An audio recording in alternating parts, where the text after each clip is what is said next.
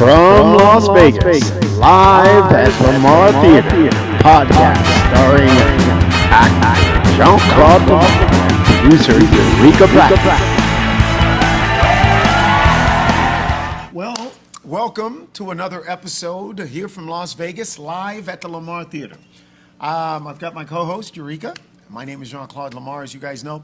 So we want to give you guys a little recap of some of the shows we had at the theater this week. You know, we have a Tina Turner impersonator, Tina Turner tribute show. Yes. We've got an Elvis Presley tribute show. And by the way, he's our special guest today. That's right. That's right. Yeah, really excited. This man lives as Elvis Presley. He dines, sleeps, does everything. His whole life has been dedicated to Elvis Presley. That's right. So this should be a really fun interview. It should be very fun. I talk to Steve all the time, and I'm always, it never gets old. Ever gets old. So I'm excited to share him with you all. It's going to be a great interview. Now, before we get into that, can you give us a little recap of what's been going on this week at the theater? By the way, for those of you that don't know, the LaMarre Theater is the only all-black-owned theater here in Las Vegas. The Strip is across the street. Basically. Literally across the street. Mm-hmm. So tell me. Well, it was, as you guys know, it was a holiday week. You know, it was Thanksgiving week, so there was some ups and downs as far as staff and scheduling was concerned. But we had, every show went on as scheduled, as planned. This weekend we had Black Girl Magic, which was one of my favorite shows. It's an all-black female burlesque show for the fellas. Yeah. A lot of fun. A lot of fun. That was a great night. Black Magic Live was awesome. Black Magic Live, and we have a lot of fans that are watching right now that are huge fans of Black Magic Live. It's actually one of the bigger shows here at the theater. It's the all-black male review show. All black. The only all black. The only all black. There's a theme. Everything here is all black except for Elvis, and we say he does black music, so same thing. Yeah, exactly. Yeah. So Elvis went on without a hitch, and Tina Turner. And our newest show that's been here for literally only about 2 months, which is the James Brown and Motown, which has been growing and Come on! Wow. You know, by the way, I don't know what to say. Whenever I hear James Brown, that's the first thing that comes to mind. Come on! Okay, all right, we're just gonna. But I can tell you right now, Dwayne Anderson, who actually really does, Yes. not like me, but really does, James Brown, is arguably one of the most talented singers I've ever met. I mean, just incredible pipes. Vocals is just out of this world. Out of this world. Yeah. And that's one of the, I would say, blessings, because we're creatives, you know, we're not just theater owners. We are literally from Hollywood. We made movies, we made films, Chocolate City, a Pastor Jones series, Nora's Hair Salon, Gang of Roses. You know, we're filmmakers from LA. And we did TV shows and now stage. And one of the perks for me as a creative is just being able to meet and house just so much talent that I feel otherwise. It may not be true, but often goes overlooked, you know, especially as black talent. Yeah, now I'm going to expand on that a little bit. One of the advantages of having a theater or even working in the creative space is you get an opportunity to work with a lot of creative people, you know, very talented creative people. But the flip side of that is that creative people. What are you getting at? Because we're going to get into it. I'm just saying, creative people tend to be a little wacko. Listen. In the goodest, best possible way, creatively. Listen. And that's what makes creative people sort of alluring and fun. But that's the part of the, and let's delve into it, that's the part about the creative community that is so confusing to a lot of people. Because I can tell you right now, most of you guys out there don't want to meet your favorite movie stars. You don't want to meet your favorite singer. You don't want to meet your favorite, because they're damaged people. Yeah. Most entertainers are. With that talent also comes a lot of chaos and a lot of disruption in the spirit. Yeah. It's not always the case, but most of the time that is absolutely the case. I would say 99.9%. I have not yet met a creative person that wasn't at least borderline whack job. At least. We've met a couple. No, I'm gonna call your bluff actually because you've actually mentioned quite a few celebrities to me that you were quite surprised at how normal and how down to earth they actually were off set. You know, you've mentioned actors like, you know, Angela Bassett and Don Cheadle, and you've always said how just but that's nice right. people they seem to be, and you were shocked because of all the other That creatives is you've met. No, that's correct. But I know Angela and Don. You know, I play poker at Don's house. I've spent a lot of time with Angela Bassett, Denzel. I've spent a lot of time with them. But I know a lot of these people, semi personally. Yeah. And very much professionally. Right. So I can tell you from, you know, my life as an actor or director, professionally there are people I have worked with and said they're very normal as far as working in a professional environment. Got it. But I don't know what they do at home. They could be home having sex with donkeys. No. For all I know. I don't I know. highly doubt it. But would you, just so I have clarity, when you say they could be sometimes a little different, or, you know, sometimes to the average person a little wacko, do you mean that in the creative way? Because I know there are talent that I've met offset, and they're just like, cool, it's normal, everything's fine, all right, let's go, we're all out to eat, they know what they want to get, and everything goes smoothly. And then once it comes to lights, camera, action, it's a whole, that's when they become sometimes a little strange to me, where it's like they're so nuanced when it comes to their characters, or, you know, just getting into character, and you're just like, who? You were just normal 5 minutes ago. Listen, I remember meeting one of my favorite actors. No, first of all, I disagree.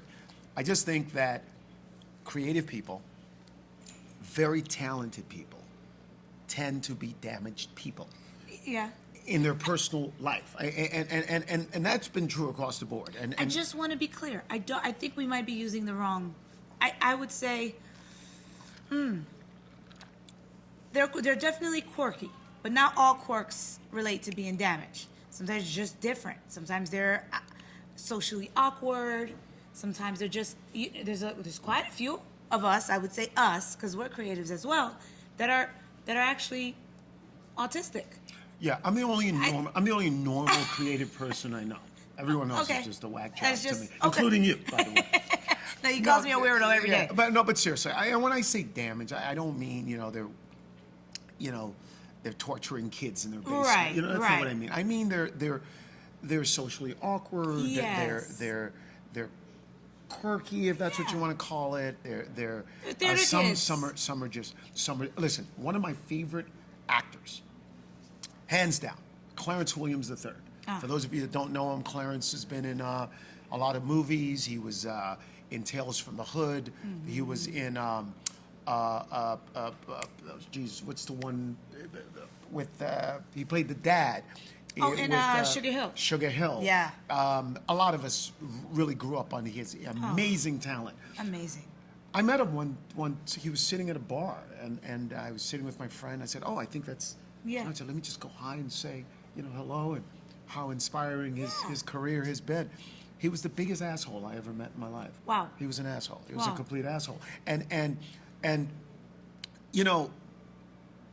it's typical that people of that level of talent. I worked on a movie called Basquiat, and I remember seeing Gary Oldman, and I walked up to him and I said, "Hey, this was a break we took between acting.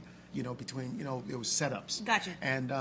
And while we were, like 10, 15-minute break, he was standing in the corner. I walked over to him and I go, "Hey, I just want to let you know, I love your work. You're just an amazing." And he was an asshole. He just was. He was dismissive. He wasn't interested. And again. I've heard that a lot about across the board. Yeah, they're rude. Yeah. And then I've met a lot that have been very nice people. Yeah. So I'm making a blanket statement. No, I definitely get what you're saying. But I think part and parcel with incredible talent also comes this dark side. It does. That is very sort of, whatever. And it is an insulated world. Speaking of that, so I heard you had a little issue here at the theater with one of your talents this week. Oh. Now you don't have to get specific as to who it was, but I guess it's not just on the on the A-list level. It's also in the theater level. I did. You know, we've got a habit, you know, those of us who know us, those of us who don't know us, who have seen us on social media or have visited us here at the theater and previously, we are people who just like to enjoy what we do.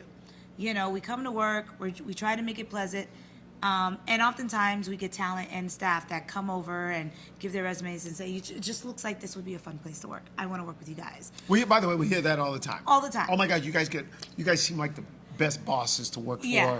You guys look like you have a lot of fun being here. Yeah, but you know, and it's always jarring to them when it's like, yes, we're having fun, but you're work. late. It's What's going on here? It's work, you know, and sometimes that throws people off. But this particular situation that has been happening, it's been going on for about 4 days now. Okay.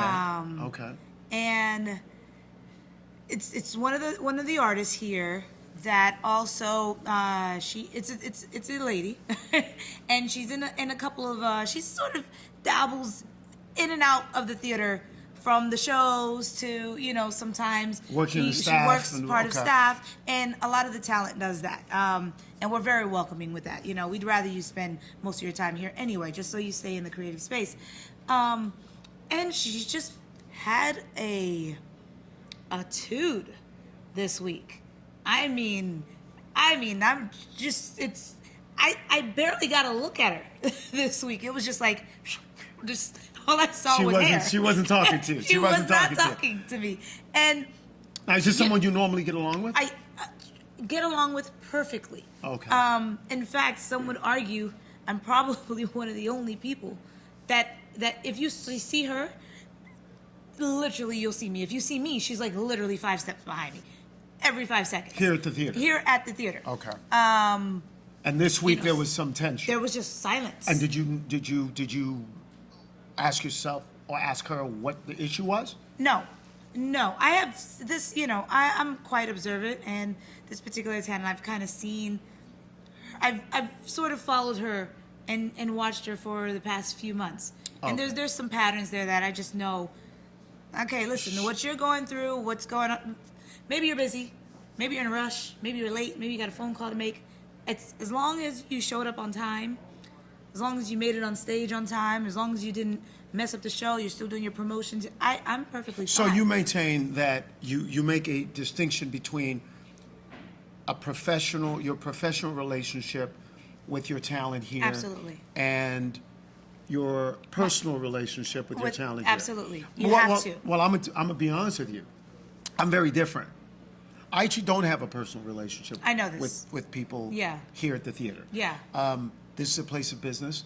Now, it's a creative space, so we're all here to have a good time. Absolutely. And also be professional and also put on, you know, entertainment. It's an entertainment space. But I'm never going to get too personal with anyone here because I don't want that line blurred. And I can tell you right now, for those I'm of you... not that good at that. Yeah, for those of you, listen, there's a lot of people out there who either own businesses, who either have little small projects that they're working on, or even big projects. Yeah. And they want to bring in friends, family, people they're close with. Yeah.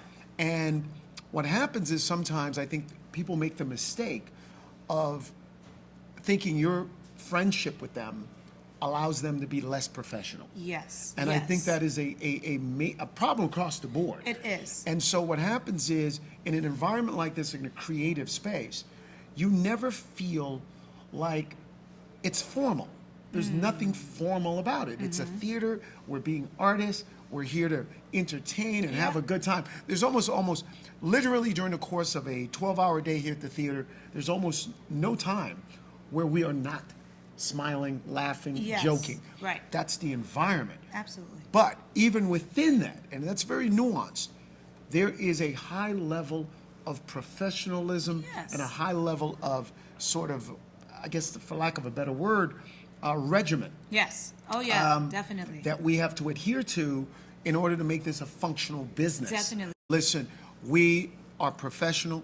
We want to maintain a professional disposition. Sometimes we get it blurred. And sometimes we cross that line between, oh, that's my friend, so I ain't really got to, you got attitude today. Oh, no, honey, you might want to take the day off. Yeah, You might want to take the day off. And unfortunately, that's just the way we have to learn. You know, we're not groomed in these environments. We kind of jump into them. Right. Well, not, especially for some of the new talent and younger talent. They weren't on set, half their lives. They didn't go to,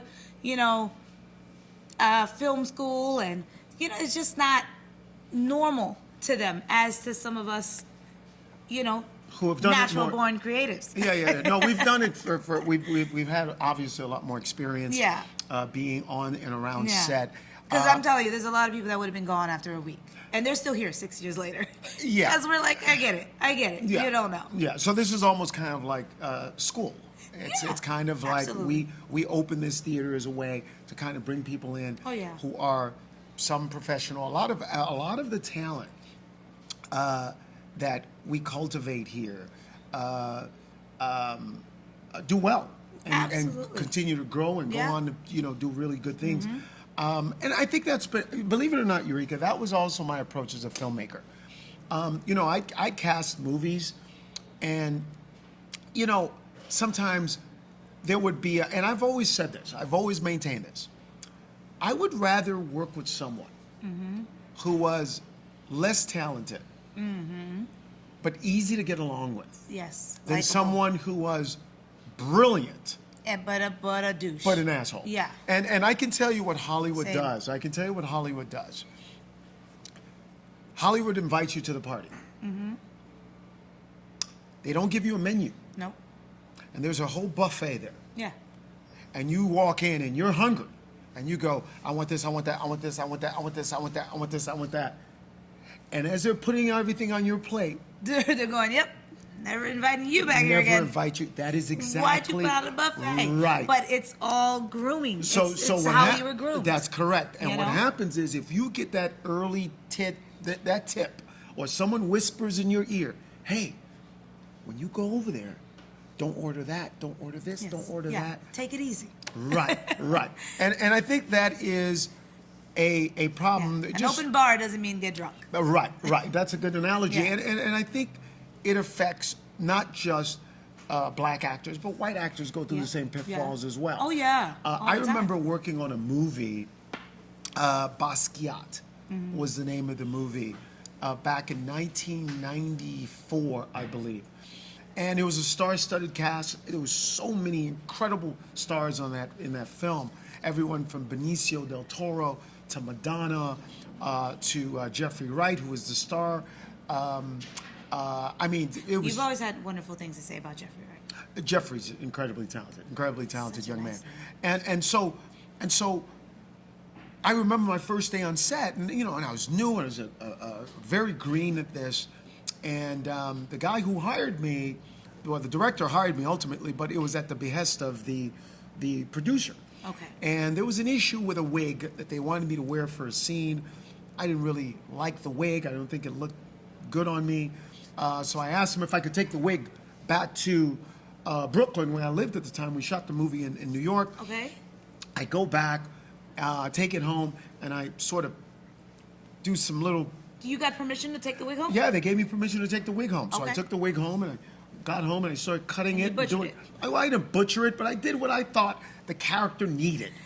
Right? It was kind of like a little mohawk, a little something. Yeah. So See, they're normal offset, and get on set, they become a little So listen, mind you, this is like my second movie. Okay, so I'm second movie. But I had thoughts and ideas about my character. So I'll tell you exactly why that line is important.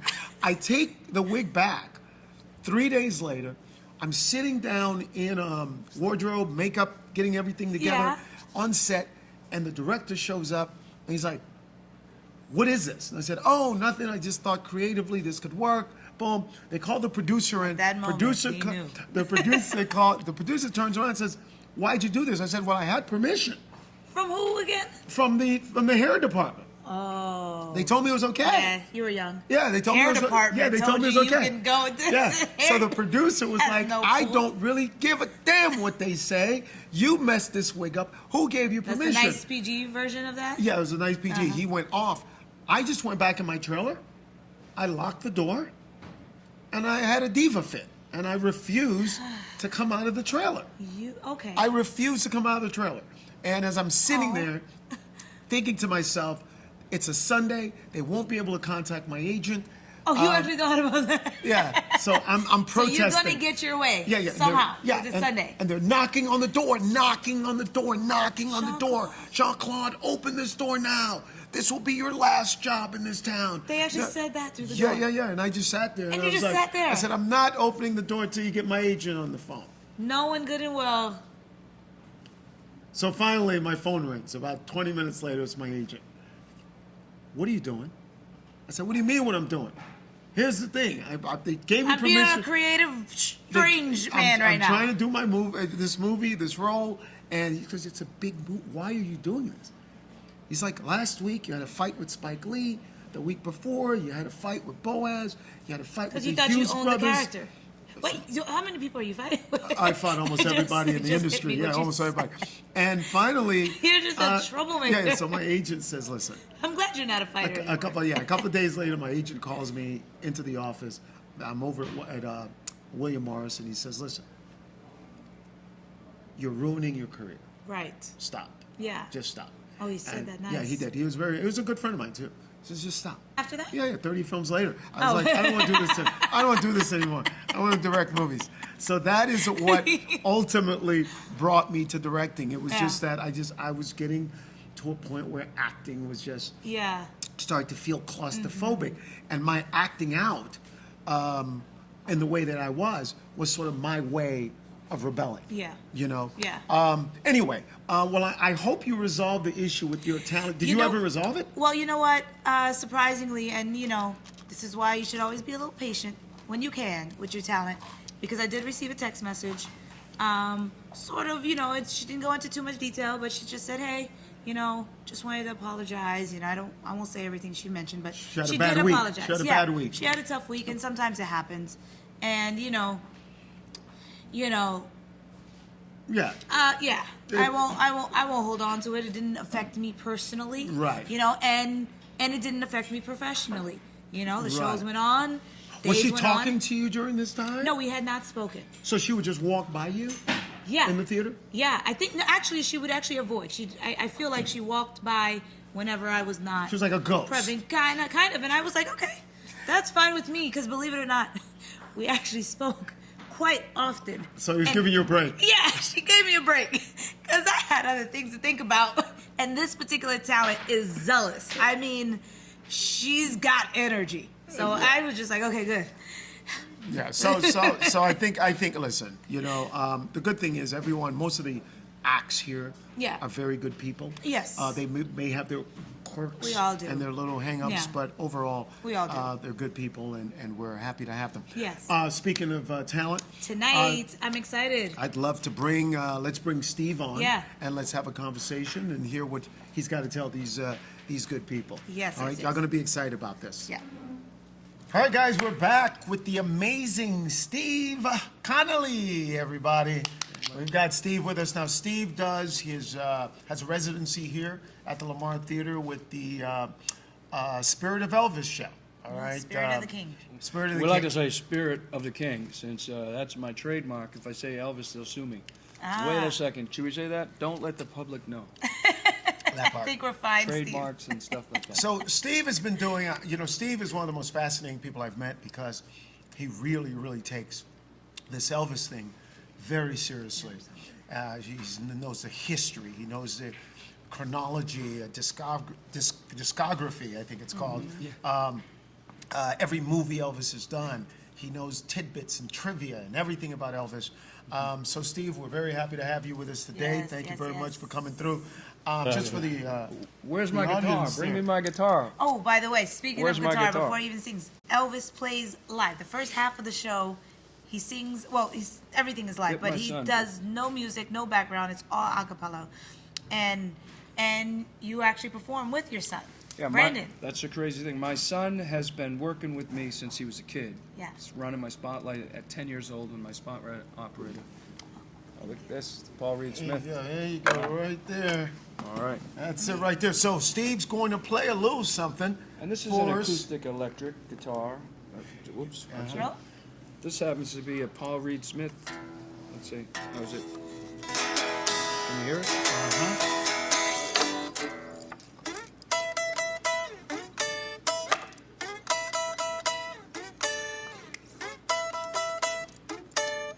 Are you hearing that?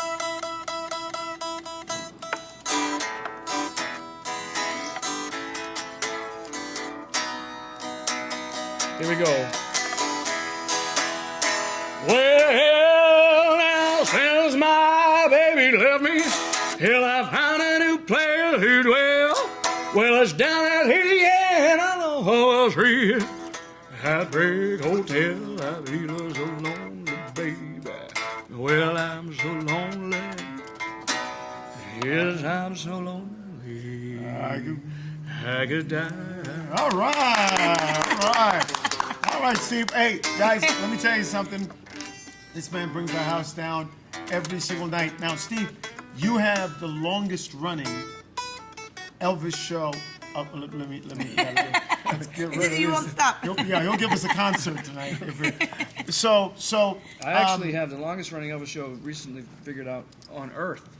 oh, On Earth. Oh, really? I believe Earth, you it. check it out. Go ahead, search it down. Wow. I've done over 10,000, and we've done 240 shows here. So, and I was at around a little over 10,170 ticketed shows, public shows, in Vegas, just in Vegas. And I've done another 800 shows around the world, and I've been in 38 of the 50 states, some of them many times.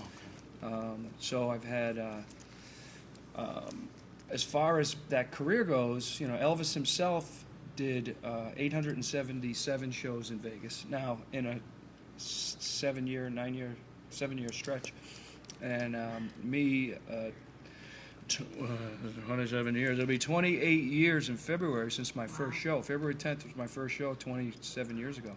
So, and I came to town working for Johnny Stewart, who I'm still dear friends with. Just spoke to Johnny recently. He's been here on stage. Yes. Oh, wow. Yes. Johnny Stewart, the creator of Legends in Concert, who I auditioned for in 1995 and did fairly well, and then twice in 1995. And he basically said to me back then, "You're in Boston. I got 100 Elvises a day knocking on the door." He did say at one point with a video that I brought the second time, "You look great. You could be the best Elvis." So Johnny did say that. And he's produced thousands of my shows. Now, Steve, there is a rumor. Mm-hmm. There is a rumor circulating around the theater that it's possible, maybe unlikely, but there is the possibility There is a story. that you are the offspring, Oh, yes. the child of the actual Elvis Presley. There is now. See, my mom met Elvis. My mom and dad lived in Los Angeles, and in California, and I have a picture of my mother with Elvis. My picture of my father with Chuck Connors, and it was during a time, and they had some sort of fight. But anyway, Who had a fight? My parents were fighting with each Your other. mom and your dad? Yeah. Okay. And my dad worked at the I believe the Air Force Base or the in San Diego. But so my mom was up in wine country, and there was a movie that Elvis was filming. Of course, if I say this, you'll start to figure out my age necessarily. But timeline, it all sort of lines up. Where my mother met Elvis, and then when they decided to move back to Massachusetts, right around, my mother was 8 months pregnant with me. Got it. Okay, so let me get the story.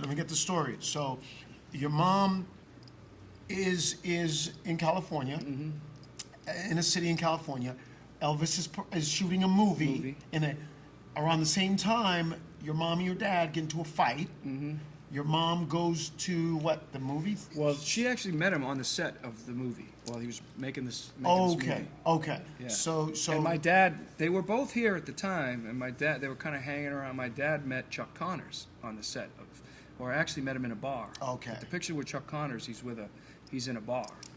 And Elvis's picture is with my mother on a set of a movie that Elvis is filming. And so they're on like a lot. Okay, and then It must have been a But really I think fun era for them. there's because my mother's stories also is that she met Elvis in the wine country where they were filming parts of it. So I don't know if she decided to follow him around.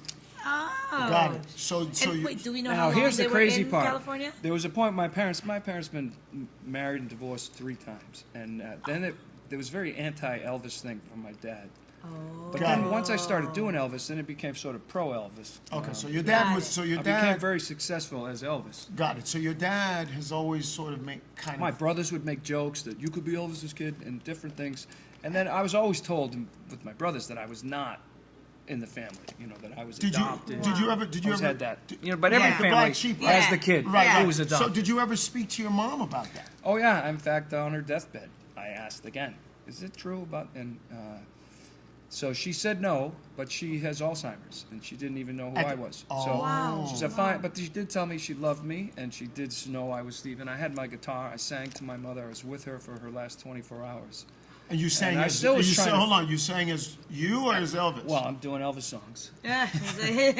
Yeah, I'm singing "Love Me Tender." I'm in the hospital. So are you sure she said I love you, Steve? Or I love you, Elvis. At one point, she I'm said, just "I trying know to you're figure it out. Steven." She said, "I know you're Steven." Okay, good. Oh, Okay, I good. love Did that. say All right, that's good. And my brothers were like, "What are you doing? She's on it." I said, "Well, And I you know need she to loved know. Elvis. Yeah. Right. Yeah. It was a tough time. I got the call that my mom might not make it, and so I flew Wow. back home. This was in 2018. Oh, I'm sorry. Now, as far as it goes, that's the story. Well, you kind of look like Elvis. You kind of favor Yeah. Elvis for sure. And I I can have tell blue you. eyes. We both have blue eyes. Now, when you were born, Elvis had blue blue eyes. eyes. That's right. Right. Does your dad have blue eyes? My dad does have blue eyes. Okay, cool. So now, does your dad have sideburns? Well, it's funny. I could show you a picture of my dad, and he does. He is a Because handsome if you were man. born with sideburns, you're definitely Elvis. And these are real You're sideburns. definitely Oh, wow, Elvis. those are real sideburns. That's You're crazy. definitely Elvis. There's also a story circulating that I'm this other boyfriend of my mother's kid. That guy. What? Yeah, and he was a piano player. And one time I came home and there were pictures of him on the kitchen table. John, should I say this? John Travolta? John Drew was this guy's name. He was John Drew. Okay. But that guy had a dimple in his chin, and I said, I kind of look like this guy. So that was another thing. I was either Elvis's kid or John Drew's kid, but I was not my dad's kid. You were not your dad's kid. Now, That's Did they have paternity court back then? No, they didn't have Maury Povich. They didn't have Maury Povich back then? Okay. yeah, no, there was no Ancestry.com. Right. Now, I'm worried about Ancestry.com for other reasons too. I don't know what's gonna happen. You're like, it's just so much. So right, many right. possibilities. Like, I might be Lionel Richie's son. Or I might find somebody else who's my son. right. You have your own problems. Steve. Yeah, right. So tell us a little bit about your start. What started you in Elvis, doing Elvis, performing as Elvis? Walk us through that. My first concert, I'm 9 years old, and I see Kiss. And I very quickly So joined. Kiss at 9 years old? Yeah. Kiss is a rock band. Yeah. So they new spit Gen blood. Z And, folks. and it's so crazy because at the time I just remember it was just this massive spectacle, and I thought to myself, "This is what I want to do. Wow. I want to do this." And so as a kid, I went to. Wait a second. Should I be talking like Elvis? It's me, Elvis Presley, ladies and gentlemen. This is my voice during the show, during the performance. I'm Elvis Presley, but my real voice is this. Yeah, I'm from Boston. So the toughest part of Elvis is losing the accent. But to go back to my Let me youth, just say this it very was quickly. concerts that sort of groomed me, going to concerts. Concerts. Let me just jump in very quickly. Steve, you said you grew up in Boston. Now, Steve and I have spoken. We've all spoken about Steve's growing up years. You grew up in an all-black neighborhood. I did in 2 different all-black neighborhoods, in Boston and then in Worcester. I grew up in housing projects. My parents got divorced when I was 3. And it's hard, by the way. And you're Italian or Well, actually, I did hang out a lot with Italians. But you're because they Irish. thought I was Italian. But Because you're I always Irish. had the black hair. But I'm Irish and Scottish and a little bit of American Indian. I got a great-grandmother who's American Indian. So it's very hard, guys, to find an Irish guy in Boston living in an all-black neighborhood. Yeah. Okay, Steve did. Okay, so and we always joke and say, "Well, Steve, you found your way back into a black neighborhood." Yeah, okay. exactly. And this theater is all black. Well, Okay. it wasn't until we moved from that neighborhood. So as a result, I went to different schools. My mother had 7 boys. So, and I'm the kid in the middle.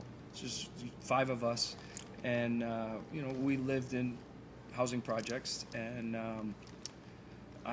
even the housing projects, they would divide the neighborhood up. One time they divided the black neighborhood to send the black kids to white schools, and I remember showing up into a white school because they took my street and said, so I went to a white school. I remember my black friends saying to me, Michael Smith's going, And then you were like, "Oh my God, there's other white people." Yeah, that's my first I didn't know there were other white people in the world. Okay. So for the 6th grade, they're like, we're the only black people here. Before we talk about your first time performing Elvis, when was the first time you saw Elvis? Well, as far as seeing Elvis, here's the crazy thing. For me, my mother was a huge Elvis fan. So whenever Elvis movies were on, we would watch them. And the movies were on a lot when I was growing up. You had the UHF channel, so every Saturday, Elvis made 29 films and then 4 documentaries. And those movies were in constant rotation. As I would look over at my mother, and she'd be like, shh, quiet, shh. Elvis is on. Elvis is on. So, go hang out with your dad. Yeah, go away. Yeah. So as far as that goes, I saw Elvis in the beginning. When I first got, like I told you, 15, I'm in a band, and I'm in more bands in college. I ended up getting a scholarship to art school, which is really what saved me. When I got in this fight, the assault and battery charge, my dad came into my life and helped. We filed assault and battery against the other guy. Anyway, that ended up getting thrown out, but I ended up moving to another school in the middle of my high school year. I was voted most artistic in college. In high school. Artistic. Artistic. Okay, not autistic. Yeah, don't pronounce my ass. You just want to speak like Elvis. I was voted most artistic. So you saw Elvis on Saturdays and Sundays. Your mother's He's a watching. movie star. I'm in a band. We're in a rock band.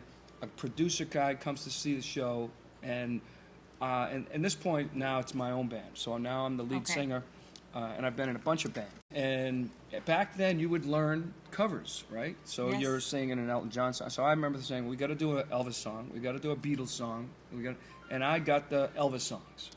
And my drummer could sing. He did the other stuff. So a guy comes up and says, you do a great job with the Elvis stuff. You should be an Elvis impersonator. And I'm like, wait for me. I'm going to be a rock star. I'm writing songs. And I was insulted because I covered Led Zeppelin, I covered Journey. Right. And, all the rock stuff that you actually he's like, wanted to do. you're not really hitting the Journey stuff, No. but you're doing the Elvis stuff. Plus, you look like Elvis. The band breaks up. We're fighting with each other, and the rock band I was in, arguing about stuff, and he convinces me to do an Elvis show. And I swear I was only going to do the one Elvis show. So I get the black leather. And I went to Mr. Trippy, my high school teacher who got me into college. His family owned a tailor, Trippy's Cleaners, dry cleaners. And they helped take a leather jacket I had and turned it into an Elvis jacket. Oh, wow. So they got the collar. Oh, wow. I had a pair of leather pants I gave them, and they built the collar. So my first Elvis show was the black leather Elvis, and Donnie, who produced it, it was actually a benefit for homeless veterans. So we weren't getting paid. And the band that I hired were guys I was working with on open mic nights. Okay. So I had this repertoire of Elvis songs to begin with at that point.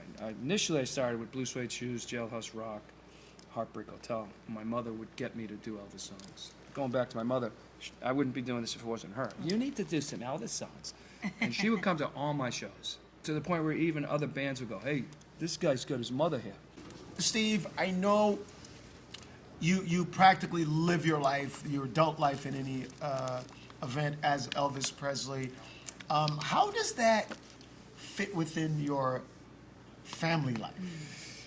Well, somebody just recently said to me, I was on the phone with a friend of mine, and I was going in to get a pizza, and I continued the conversation. And the guy in the pizza parlor sort of comes alive. Oh my God, Elvis is here. And I'm like, yeah, hey, I don't know Elvis. And so a girl comes out, she takes a picture with me, the guy behind the counter is taking, they're all excited that Elvis is in Marco's Pizza. And the person on the other end of the phone, as I was starting to come back out, and of course I don't even know they're still on the phone because I've ignored them. 'Cause Right. I'm You're dealing in with- Elvis now, yeah. I'm Elvis. I'm taking pictures with everyone in the pizza parlor, and they're all smiling and they're happy. I'm giving them coupons to the show. Nice. Take a coupon to the show, and then anyway, he says, "Does that ever get tiring for you? Does that bother you that people, And I said, why would I get bothered by people being nice to me? Right. Why would Right. that? And I kind of got like, what do you mean? I have close friends, this has happened to be a friend I've known for a long time, and they, for some reason, want me to be me, and I am me. I'm still me. Right. I'm me. Right. But I will say, Elvis thing I learned a long time ago. People are nicer to me when I'm Elvis. The airport's nicer to me. Oh, if I go to an airplane and I'm getting treated bad, I'm like, what's going on here? And then I look in the mirror and I go, I got 5 o'clock shadow. I'm not dressed as Elvis. I'm wearing a Boston Red Sox hat. Interesting. Wow. But if I go to the airport looking like this, security's nicer to me. I was in Australia, going to Australia, right? 18-hour flight. And I should preface it by saying I once did a New Year's Eve gig in Mexico. This is probably 2003, 2004. So it's New Year's Eve, and I have the whole month of December off at this particular time. So I let my beard grow. And I show up in Mexico with a beard, and I get a call from my agent. She's like, the people are freaking out. John Denver showed up. And you don't look like Elvis. So I'm like, what? And I had sound check because I was doing New Year's Eve, New Year's Day. I had my band, and I did all the sound check and everything, and just planned to shave. So ultimately, I shaved, and my the people who hired me in Mexico, and I did 2 shows. Everything went great, and they were like, "We can't believe the transformation." Wow. Lucis, we did call your agent worried. They came afterwards, Wow. and they said they couldn't believe the transformation. Wow. But I did show up with a black beard, and but so I learned from that moment: never, ever, ever. Don't look like Elvis, especially if you're on an Elvis gig. Got it. And look, so the Australian thing, fast forward, this is 2014. 2014, I get to the airport, and there's this huge line, the check-in with you know what it's like when you're traveling to another country. Yes. They put you in, and it's got to be like 10 windows and customs. thousands of Yeah. people trying to go through customs. And I'm like this, but I look like Elvis. Security comes over to me, and the guy says to me, "Are you playing at Her Majesty's Theatre this weekend?" And I had 4 shows at Yeah. Her Majesty's Theatre in Melbourne. And I said, yes, I am. And then they said, you don't have to stand in this line. They took me to a room probably about half the size of this theater Wow. where all security people started taking pictures with me. We have this woman, she's coming to the Wow. show. She's bought tickets to all Wow. 4 nights. So I'm in a foreign country. I'm dressed like Elvis, and I don't have to stand in that line. So That's Elvis amazing. has been very good to me. Yeah, And- Elvis. Yeah. And I think it's because Elvis was, and this is an important thing. I know, Eureka, we talk about social media now and how people's celebrity Yes. has become sort of every common man's aspiration and goal. Everyone wants their 15 minutes. Andy Warhol's. Right, the Andy Warhol sort of. Everyone's gonna be famous. Everyone's going to be famous. But can you speak to us in the audience about just how big Elvis Presley was? Yeah, that's the other thing too. As far as Elvis, and I want to shout out to, and I say it in the show, I say it all the time, I want to thank Elvis for my career. I've actually been doing Elvis closing in on 30 years. And I say that at my show now, where the idea that Elvis is so big, and we did the Formula One race. Okay. I did 1 day, and I could have done 2 days, but I did 1 day, and I met a bunch of Elvis guys. There was 10 Elvis guys. Guys I've known, 3 or 4 of them I've known for Okay. 25 years. wow. And at one point during one brief break we took, we were all talking about, isn't it crazy? Like one of the guys was complaining about something, about walking. We did a lot of walking. Right. And he said, look what we get to do for a living. We're dressed up, Absolutely. we're wearing these $4,000 costumes, and people are just coming up and taking pictures with us. And we were like, we all had this sort of Elvis impersonated guys having this grateful moment, That's talking beautiful. about what Elvis did, that we, Wow. this many years later, all of us have had a good career. And this particular group of guys that I've known have all been very successful, Got it. Elvis guys. And So that's makes me think of that too. I mean, obviously there's a point where you're competing with other Elvis guys. Everybody's competing with Yeah. everybody. Personally, I think everybody brings something to the table. Yeah, of course. You know, and but to further that point, when Elvis was alive, put out 110 his 110 gold and platinum albums. Over it's 749 songs released when he was alive. Wow. He did a concert. Now, I talk about he only did 877 here in Vegas, but he did a concert from 1969 to 1977 every 36 hours. Wow. So he worked It was his ass every off. 36 hours. It was Yeah, wow. every day and a half. He was, so I didn't realize if it you was actually add up, as he started touring and doing, Yeah. he overworked really. Many. Now, if I know at some point I have the exact math of every concert he did. Right now, I don't remember, but So he was huge. yeah, and he was the first artist to gross over $1 billion in his lifetime. So we didn't even have the word billion in our vocabulary. Oh, Wow. Right? That wasn't Yeah. part. I mean, it was Austin Powers who, when he said $1 billion, right? Right. Remember, it started to be, but when we were kids, it was $1 million. I'm going to be a millionaire. You know? Right. I'm going to be a millionaire. I'm not gonna be. Yeah. So Elvis had all these gold, platinum albums. Where is Elvis most popular? But as far as now, he's very popular in Australia. Australia. He's now. I've almost gone to Japan a handful of times and couldn't get out of contracts. But he's very popular in Europe. If you look at the audiences that we have, Yes. we always have an international crowd. Always. Right? I say it at the show. There's never a night we have nothing but Americans. Right? Got it. So I Would you say he's more popular overseas than he is in the U.S.? I mean, it's hard to say. I think right now we're definitely on an up.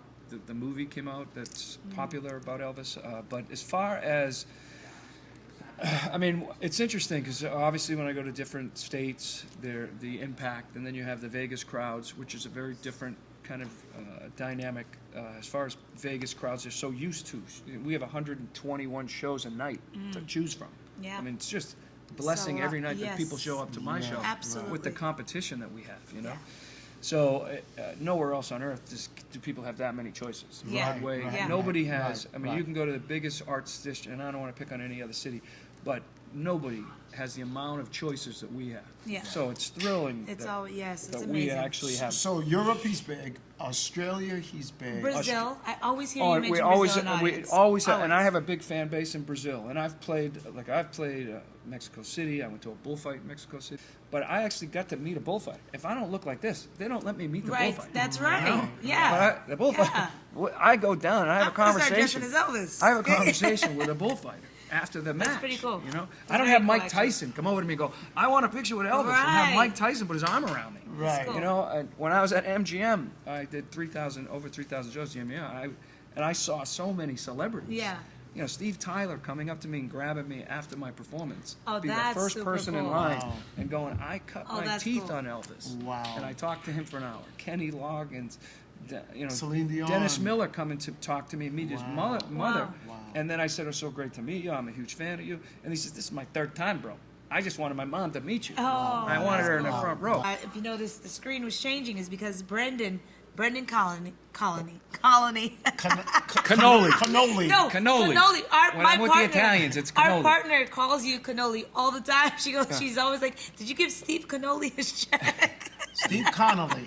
Steve Connolly and Steve's son, Brendan Connolly. And actually, I have to, since we're yes. going with the corrected vernacular, it's Brandon. Brandon. And I can tell you a story. My dad, when Brandon was born, I said, "I'm naming him Brandon." He said, "Steve, you know you're Irish."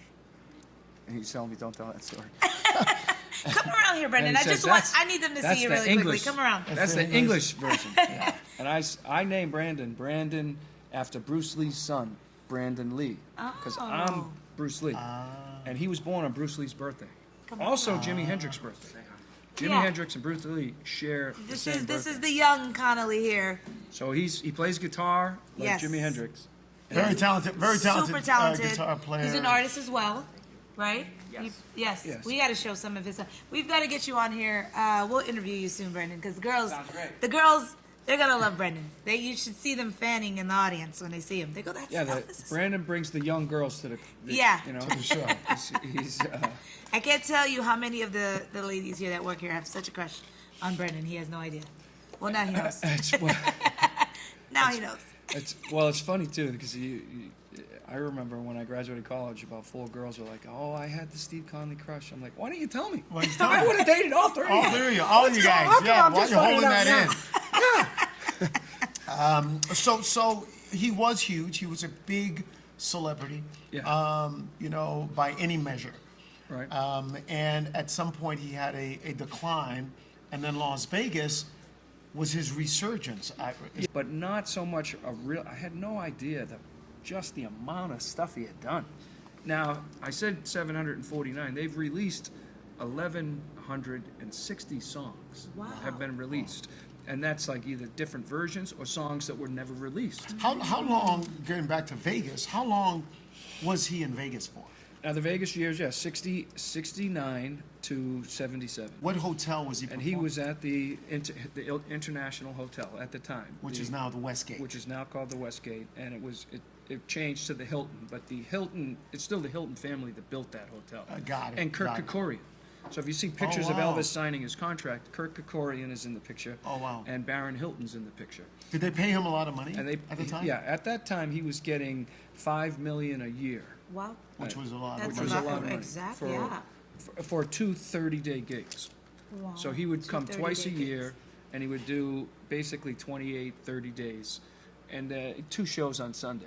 So he was doing... Oh, so wait, the $5 million was not all year round. It was Yeah. just for 2 months? For 2 months. He'd come in Oh, wow. the winter months, and then, so he Oh, did wow. 60 days, $5 million, Oh, wow, okay. which is a lot of Which was a lot of money. a Yeah. lot of money for back, sure. back I'd in do those it. days. And Wow. So of that $5 million that Elvis got, Colonel got 50%. Wow. So Elvis was only getting 2.5 million. got It's it. his contract. I mean, I flash forward to someone like Mike Tyson, who had that contract where his manager, Customato, was taking 50%. Oh, he or was taking 35%. 50. Okay. And then, although when Tyson fired him, his career kind of went left. Derailed, right. Wow. And so there was a period where Elvis did fire Colonel and then brought him back. Colonel fired a lawsuit. All that stuff is in the movie. Had a business with Colonel Parker. Now, I notice here, and we're going to fast forward to your show here at the theater. Yes, because I do want to point out that they are going to start seating soon. Yeah, we got to do a show tonight. Yeah, and this, I got to get my voice right. and this is my last question to you, Steve. I notice the customers or the people that come to the theater to see your show, the patrons, are people, to a large extent, are people that have seen you before and have followed you throughout your career. Yeah. Can you speak about your fans a little bit? And that's a good thing too. We had some people here who their daughter was a baby, and they came in here and they had a picture of me holding the baby and kissing the baby, and then that girl was here. Yes, at and you recreated that photo. 21 years Awesome. old, and we Wow. redid the photo. Yes. Wow. I remember. And then and she's and they had a new baby, so I held the new baby, her baby, Yeah. and the amount of there's people who've seen my show hundreds of times. Wow. So I was in line giving someone a hug who'd seen my show 4 times, and another person in line came up and said, "I've seen your show 68 times." Wow. And I was like, "Well, let me give you a hug." That's awesome. Give everybody a hug. But there is that anytime people have seen my show more than once, it always makes me feel like I'm doing the right thing. Absolutely. I mean, I instantly have a feeling like, wow, well, I can't retire. It just makes you feel like you're doing something right if people Yeah. want to see you again. Yeah, and I can tell you the amount of detail and attention that Steve puts in portraying this iconic figure is something I've never seen before. And even now, as I'm looking at him, his hairline and the what do you call it, the way his hair is. real hair. So good. You know, it's just Yeah. really everything from the rings Yeah. to the he's got Cufflinks. the cufflinks and this Every is time. just- and then that's the red scarf sort of accents it. Yeah, and I have multiple scarves that I wear. Did Elvis wear scarves? Yeah, he did it, even off stage. I highly recommend the Nixon Elvis movie, even though the actor playing him does not look like Elvis. Right. I became friends with the DEA. I have the exact same badge that Nixon gave to Elvis. Oh, wow. Because Elvis collected badges and was deputized in just about every state. Oh, wow. So he was very connected with law enforcement. Oh, wow. I didn't know that. And a big part of what he wanted was, Well, he was a to be veteran. an official DEA agent. So if Wow. you get a chance to watch this movie, where Elvis and I met DEA agent, I'm sworn in my badge is registered with the Library of Congress. Wow. I mean, the Library of Congress, right? Yeah. So it's the same badge that Nixon gave, and because of Elvis, I'm friends with a lot of law enforcement guys. That is Wow. pretty cool. You know, That's I got awesome. Yeah. get out of jail free cards. Wow. Yeah, in different I'm gonna states. call on you when I need you. That's how. Wait. And before we end, you almost got a traffic ticket today, but you didn't. Today, Probably because. I rolled the window down and let him see I was Elvis. Yeah. Yeah. Thank God. Thank I God didn't for get- Elvis. Yes. Guys, Steve has a show right now Yes, that he's starts at going to 7, do. and- But we're going to definitely bring Steve back for some more tidbits about Elvis Presley in future episodes. We want to Yes. thank him for coming out tonight to Steve. be Thank with you, us Elvis. here at the LaMarre Theater. Thank you so much, Steve. Yes, and don't good forget, luck it's with your called show. Elvis Spirit of the King. He is on every Tuesday, Wednesday, Thursday, and Sunday, 7 p.m. Here at the LaMarre Theater. Yes. Sunday, Tuesday, Wednesday, Thursday. Spirit of the King. Google Spirit of the King. Thousands of pages will come up. I have to say like this, and thank you. As long as I'm in the building, Elvis will never leave the building. There you go. Thank There you you very have much. it. All right, y'all. Thank you very much. Yes. Thank you, and we'll see you next time on the next episode of Live at LaMarre Theater. Be sure to follow us on Instagram, Facebook, across social media at Live at LaMarre Theater. And YouTube. And YouTube, yes. Yes. And, of course, every other platform that you can find this podcast. Like, subscribe, all of the good stuff. So And once we'll again, see you it's soon. live At at LaMarre LaMarre Theater. Theater. All right. Thank you. How you doing?